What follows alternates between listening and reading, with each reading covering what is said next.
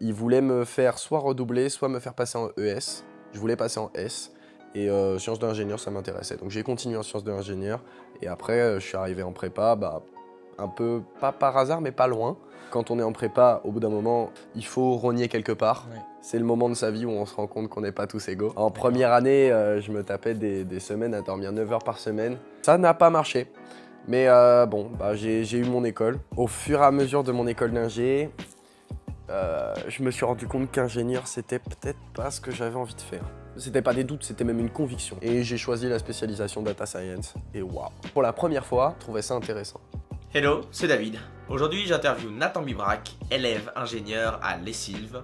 Il va vous raconter comment, d'une petite prépa, il a réussi à trouver sa voie en école d'ingénieur en tant que data scientist. Bon visionnage. Bonjour Nathan, Bonjour David, merci d'avoir accepté mon invitation. avec plaisir. Donc Nathan, en fait, je voulais te parler aujourd'hui parce que tu as un parcours un peu atypique. Ok, Est-ce que tu pourrais me parler un petit peu déjà, pour commencer, de ton lycée? ok. Au lycée, j'étais un peu l'élève moyen plus, on va dire. J'avais quelques facilités quand même, ça se voyait. Les matières scientifiques, l'anglais, j'avais quand même des facilités. À part la physique, ma prof de physique sera pas d'accord avec moi. Mais j'étais pas forcément un grand bosseur, j'avais pas vraiment d'objectif. Je savais pas trop ce que je voulais faire de ma vie. Je m'étais tourné un peu vers l'ingénierie, j'ai fait sciences de l'ingénieur en D'accord. première et en terminale parce que ma sœur faisait ça et que ça m'intéressait beaucoup, mais j'avais pas forcément d'ambition particulière, de rêve pour l'avenir. Je voulais continuer et me fermer le moins de portes possible. Mais pourtant, tu as quand même fait une classe préparatoire? Ouais, tout à fait. De base, je voulais rentrer en école d'ingénieur directement, puisque j'avais pas forcément d'idée. Et un peu par un hasard, j'ai fini en prépa. J'ai été accepté dans une prépa qui s'appelle le lycée Marceau, qui est une prépa tout à fait moyenne. Vraiment, c'est moyen de mi-tableau. C'est pas forcément les grandes prépas parisiennes ou quoi que ce soit, mais ça reste quand même une classe préparatoire. Donc on a le même programme, on travaille ce qu'on peut. Donc comment tu l'as vécu cette prépa? C'était dur. Je crois que c'était le truc le plus dur que j'ai fait toute ma vie, mais c'était le plus gratifiant aussi. Ouais. C'est une expérience assez riche. J'ai vécu vraiment des moments très forts avec les gens avec qui j'étais là-bas parce que contrairement aux grosses prépas parisiennes, pour le coup, Ouais. dans une petite prépa de mon échelle, on s'entraide tous. On se pique, enfin, on n'est pas en compétition les uns avec les autres. On est vraiment dans une optique d'y aller ensemble. Ouais. Et ça, c'est incroyable. C'est vraiment certains des meilleurs moments de ma vie sur ce point de vue-là, du point de vue humain.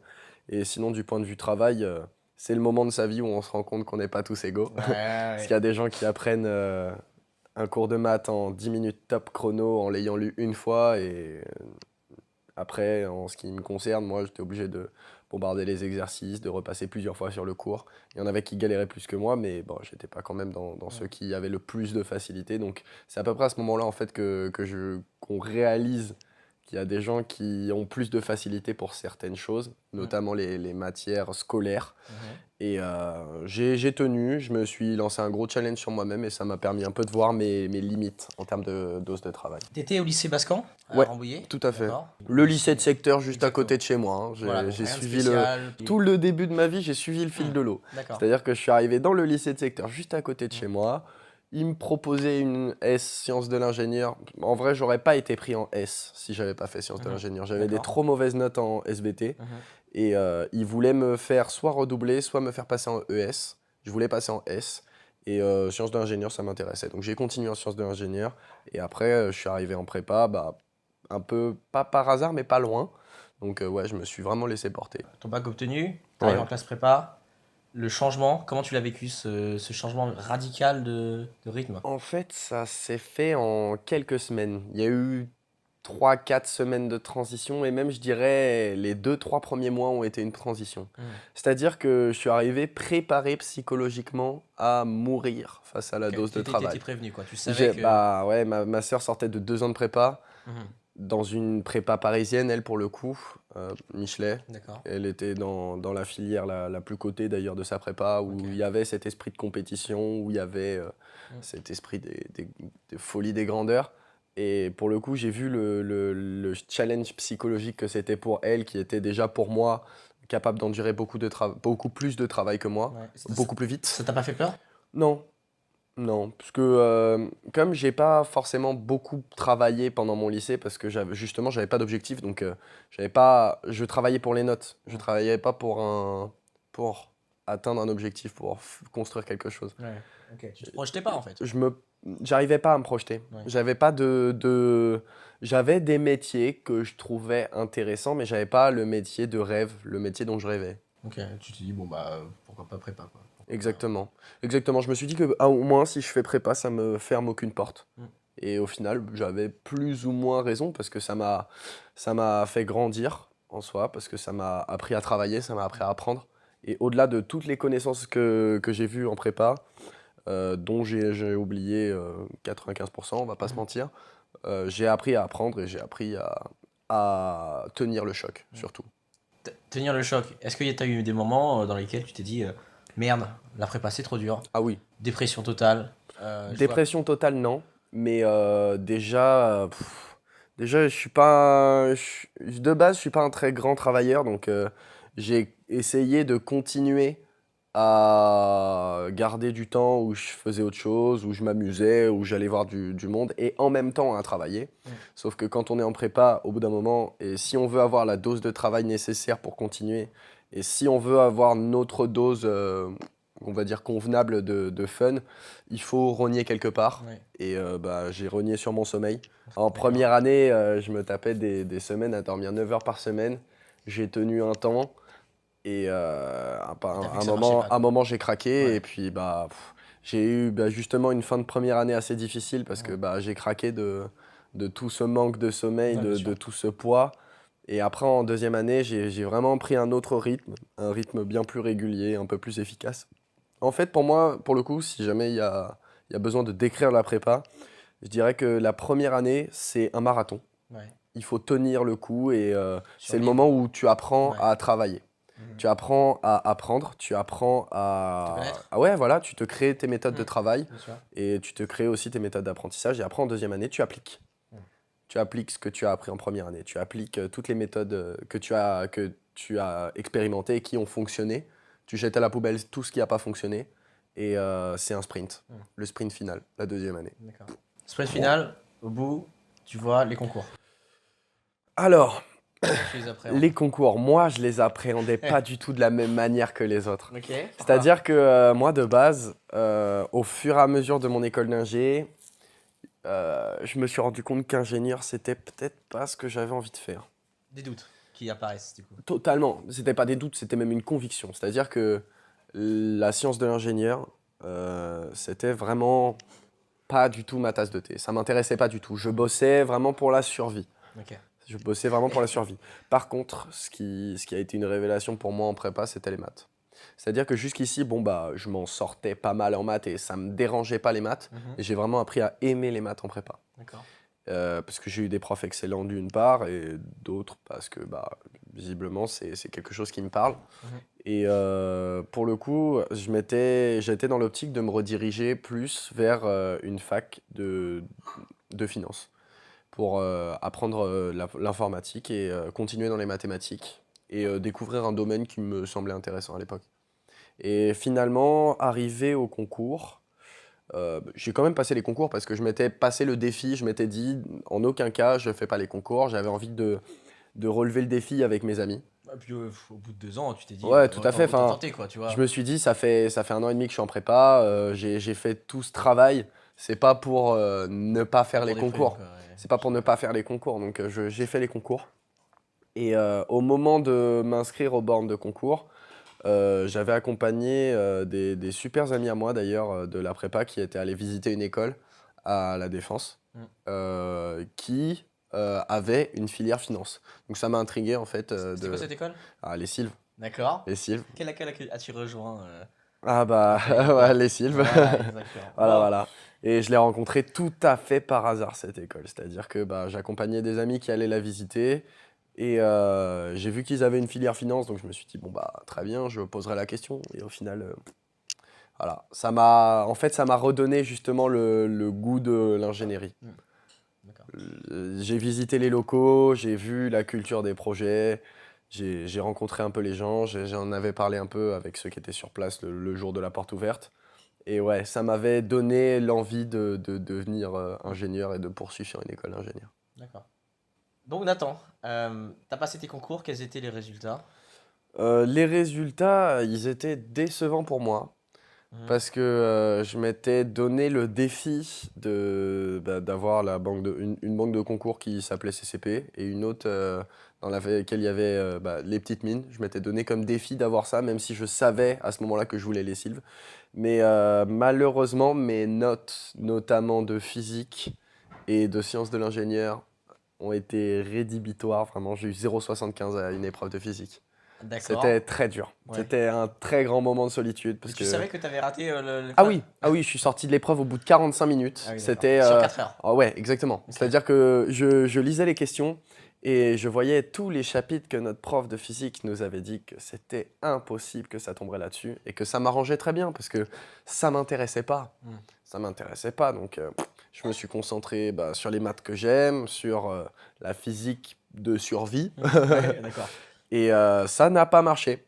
Mais j'ai eu mon école, j'ai eu l'école que je voulais, donc c'était l'important, mais c'était quand même assez frustrant parce que je m'étais fixé justement ce challenge d'avoir ces deux concours-là, et je me sentais aussi un peu, comment dire, en dessous de la moyenne, parce que quand on est en prépa, on a cette tendance à vouloir se comparer aux autres tout le temps, et à vouloir à comparer des gens totalement différents qui sont capables de faire plein de choses différentes sur les mêmes critères. Mm. Donc à cette époque-là, ouais, j'étais déçu de mes résultats, mais j'étais très content de poursuivre à l'ESIL. D'accord. J'étais Les Sylves, j'étais aux anges. parlons-en. Alors, ouais, parlons-en. C'est T'arrives parti. donc en première année d'école. Ouais, tout à fait. Comment tu te sens? Tu sors de 2 ans de prépa. Tout à fait. Bah déjà, je découvre la vie étudiante, Ouais. ce qui est... Alors, j'ai découvert très doucement, parce que pour le coup, les Sylves, contrairement à pas mal d'écoles d'ingénieurs, c'est assez long à se mettre en place, la vie étudiante, parce que il y a toute une période où on rattrape des connaissances qui ont été, qui n'ont pas été vues forcément en prépa. On va dire ça dure 2 mois environ, où on rattrape vraiment les connaissances qui n'ont pas été vues en prépa classique, Une sorte mais qui ont d'harmonisation. été vues avec les prépas intégrés, tout Ouais. à fait. Donc il y a beaucoup d'informatique, il y a un peu de robotique, il y a des notions qui sont assez spécifiques à l'école. Parce que c'est une école très tournée digitale, D'accord. et du coup c'était que des connaissances tournées vers le digital. Tu m'as parlé des prépas intégrés, c'est-à-dire que Tout tu à arrives fait. dans une école qui finalement proposait aussi de pouvoir y accéder juste après le bac. Tout à fait. Comment tu te sentais par rapport à eux et comment est-ce que Hmm. les gens qui ont fait une prépa se distinguent des gens qui ont fait une prépa intégrée? Alors, comment je me sentais par rapport à eux? Déjà, je me sentais plus léger de 2 ans de frais de scolarité. Parce que mine de rien, la prépa, c'est public. Ouais. Et je me sentais plus léger de tout cet argent-là que j'avais pu mettre dans autre chose. T'as dû prendre un prêt pour, Ouais, j'ai dû prendre un prêt. J'ai pris un prêt pour payer mes 3 années. Et donc, mes parents ont pris en charge le logement et Ok. j'ai pris en charge mon école. Et en ce qui concerne pour le coup, ce qui distinguerait, on va dire, les prépas intégrés des prépas classiques, c'est notre rythme de travail. Parce que même si la prépa intégrée, c'est quand même intense, ça l'est moins que la prépa, parce que la prépa, on nous balance une masse d'informations qui est prévue pour qu'on ne puisse pas tout faire, D'accord. pour que ce soit impossible que tout soit fait. Et justement, l'objectif de la prépa, c'est d'en faire un maximum. Et que même les meilleurs puissent justement ne pas atteindre le maximum et qu'on ne se retrouve pas avec les 30% de meilleurs qui ont 20 et le reste qui a un barème. C'est que tout le monde ait un barème. D'accord. Et pour le coup, les prépas intégrés, eux, c'est pas conçu comme ça. C'est-à-dire qu'ils ont une dose d'information limite à apprendre qui est grande. Qui est grande parce que il faut préparer à l'ingénierie et il y a énormément de connaissances à acquérir avant de s'attaquer à des sujets très poussés en ingénierie. Il faut notamment être très calé en sciences. D'accord. Et ça s'invente pas, Ouais. même en informatique. Donc les prépas intégrés ont beaucoup de travail, mais quand même moins ce challenge qu'ont les prépas classiques. Et du coup, ils n'ont pas forcément autant de méthodes pour apprendre très vite que les prépas. Et ils vont avoir des fois moins de connaissances en ce qui concerne des maths très avancées ou de la physique très avancée. Mais par Est-ce que contre, ça sert ça en école? ça peut servir à certains moments. En fait, c'est-à-dire que ça peut servir à des moments où on ne s'y attend pas. C'est-à-dire que, je sais pas, par exemple en 4e année ou en 5e année, il y a des connaissances que j'ai acquis en prépa qui m'ont servi. qui ont ressurgi d'un coup. Ok. Alors que ça n'arrive pas quand on a fait prépa intégrée en général. En général, quand on a fait prépa intégrée, on a les connaissances pour affronter le cycle ingénieur. Ok. Et au cycle ingénieur, chaque année, on apprend les compétences qui nous permettent de passer à l'année d'après. Et par contre, là où les prépas intégrés ont un avantage certain, c'est qu'ils ont des connaissances beaucoup plus adaptées, on va dire, à l'école en question. À la partie cycle ingénieur. Voilà, à la partie cycle ingénieur de l'école concernée. Ouais, donc du coup, C'est-à-dire en fait, que spécifiquement à l'école, ils sont légèrement en avance par rapport à nous. ouais, parce que pendant 2 ans, ils préparent en fait ce cycle ingénieur. Alors que Toi, Exactement. tu prépares pour des concours. Exactement. Nous, on prépare pour des pour des concours qui sont très globaux, justement. Ouais. Et ouais, donc on a des connaissances très larges, mais dont on va se servir d'un simple échantillon de ces connaissances, clairement. Ok. Donc, tu me parles des cours. Ouais. Ok. Tu me dis que c'était compliqué ou pas finalement? Non, non. Alors, ça dépend. Ça dépend. Il y a des choses qui étaient quand même assez complexes parce que pour le coup, surtout les Sylves, chaque année, ils revoient les programmes pour qu'ils soient de plus en plus durs. Et ça se ressentait. On arrivait à un moment où ils commençaient à tester des choses pour durcir le programme. D'accord. Et il y a des points qui ont été extrêmement durs, il y a des points qui étaient quand même assez faciles. Mais par contre, ouais, notamment en informatique, ils sont très exigeants. Et Informatique que t'apprends pas en prépa. Ah, exactement.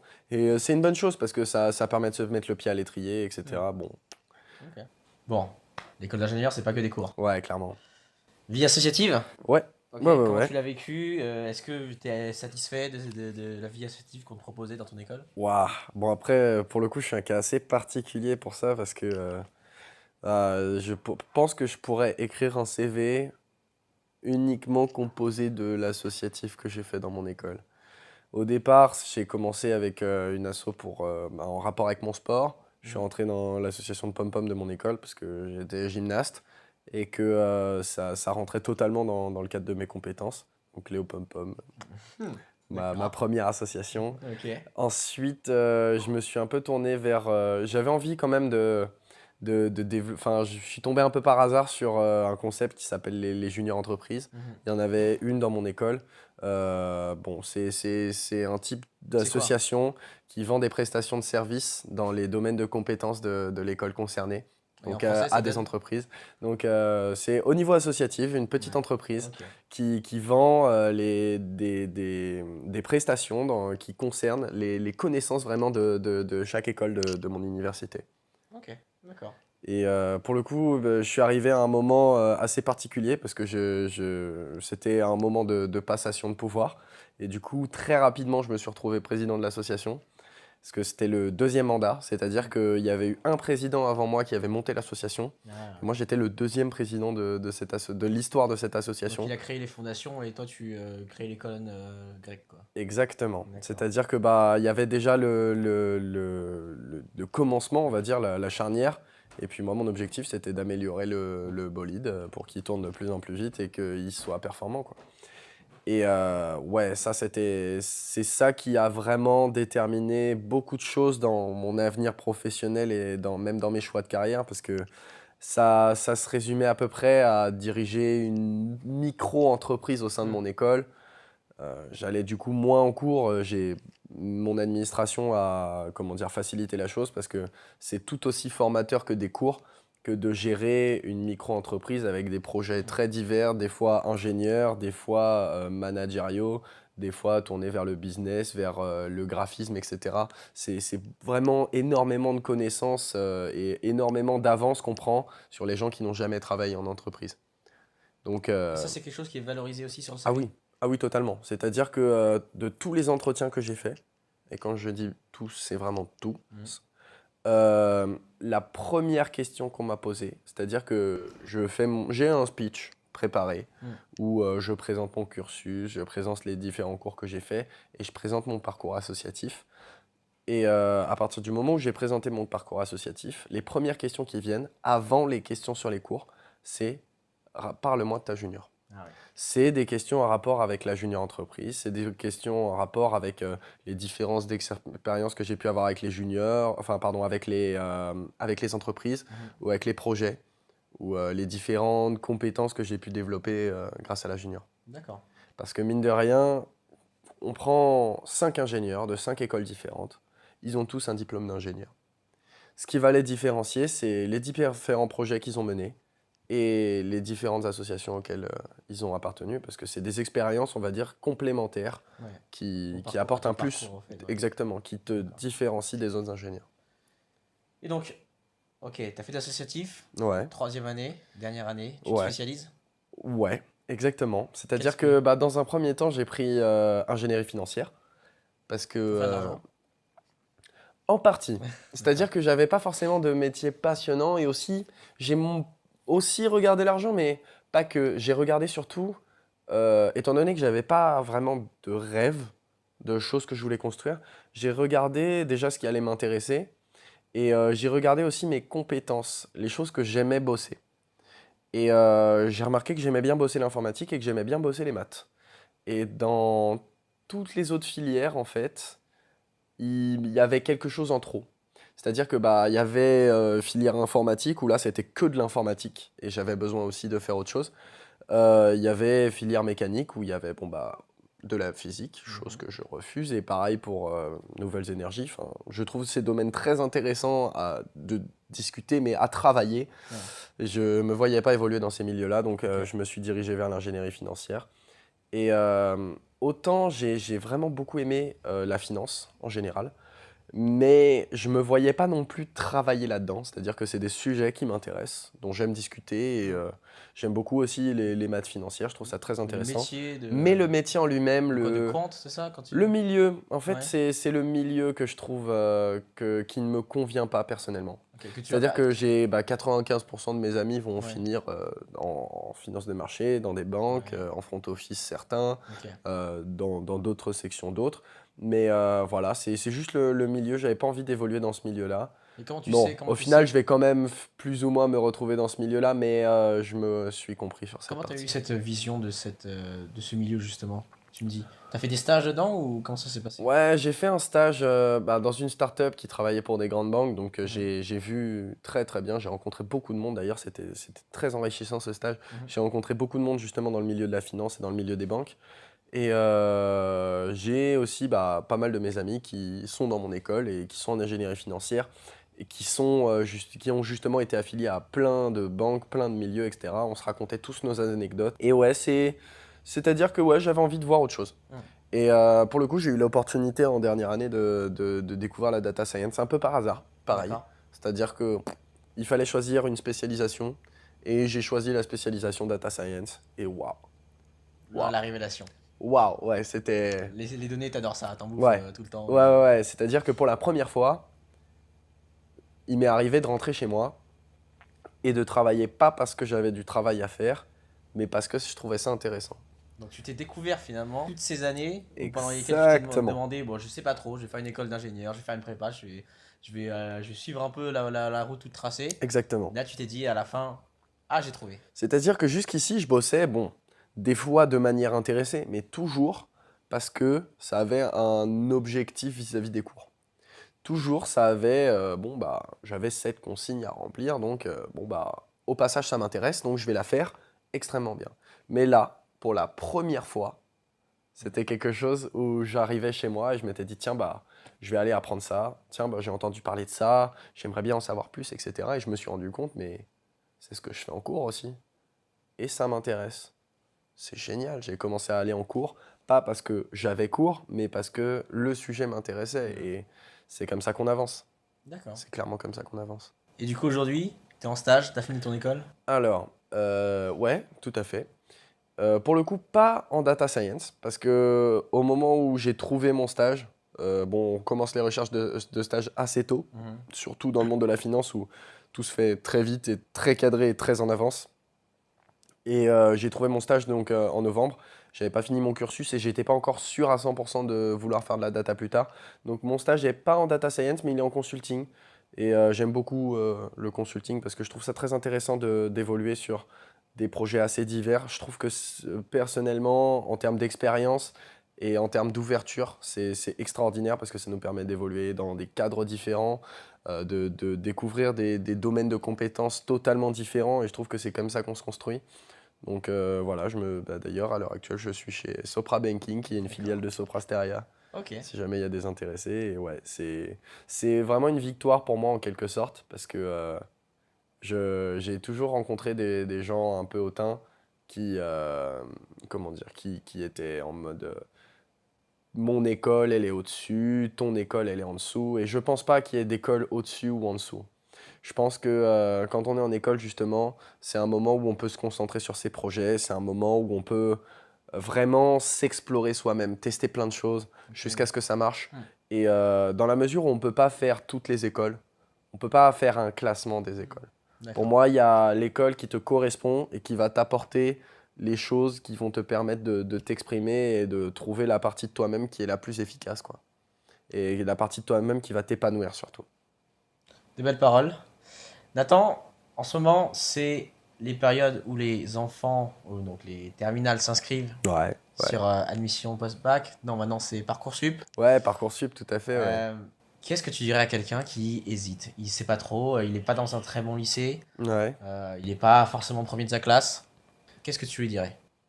Premier réflexe, je lui dirais de faire beaucoup de forums. Hmm. Il faut aller parler aux gens et surtout vraiment se mettre aucune barrière. C'est-à-dire qu'il y a il y a des gens ou des écoles ou des domaines qu'on va pas aller voir de prime abord parce qu'on aura des préjugés, parce qu'on aura des appréhensions. Mais en parlant, en discutant et en voyant vraiment l'expérience des gens, c'est là où on peut un peu essayer de se projeter. Et l'objectif, c'est d'essayer de trouver justement les choses qui nous animent.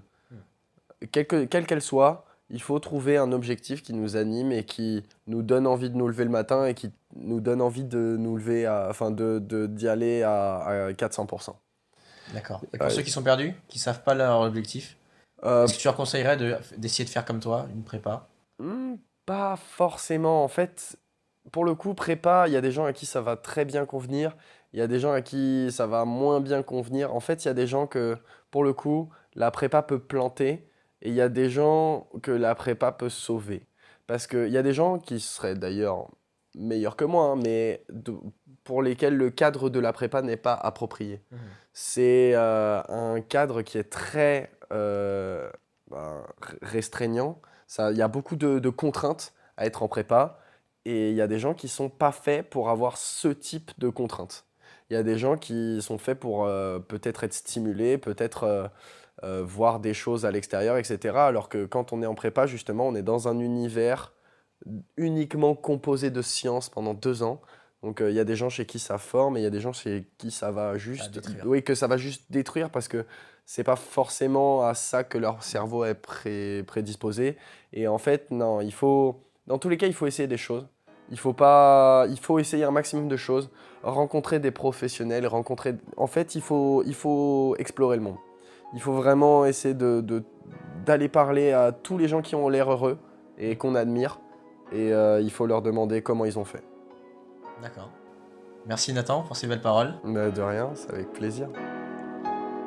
Merci d'avoir regardé mon tout premier interview. N'hésite pas à mettre dans les commentaires tes passages favoris et partager la vidéo avec tes amis.